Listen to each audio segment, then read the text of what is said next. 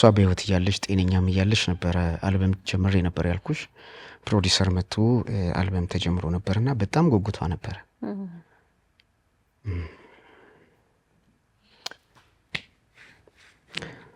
ብቻ አለፈች ከዛ በኋላ ያለው ነገር መስራቱን ብዙ እንትን አይልሽም ግን ጥብ በራሱ ጠፋ ስትዩ እንደ አዲስ የሚበቅል ነገር ነው I'm sorry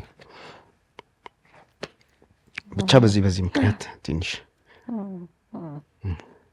ያው ሁሉ ጊዜ የፈጣሪ ፍቃድ ነው ሁሉም የእግዚአብሔር ፍቃድ ነው እንጂ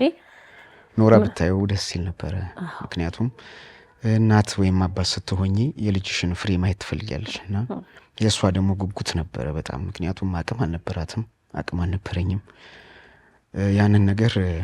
ማገዝ ብትፈልግም ያን ነገር ማድረግ አልቻለችም በሰዓቱና ሐሳቧ ተሳክቶ ብታይ ደስ ይለኝ ነበር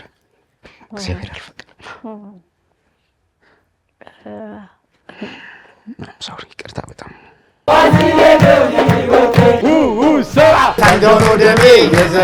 መሰንቆ ዘወትር እሁድ ከቀኑ 9 ሰዓት ጀምሮ በአባይ ቲቪ ብቻ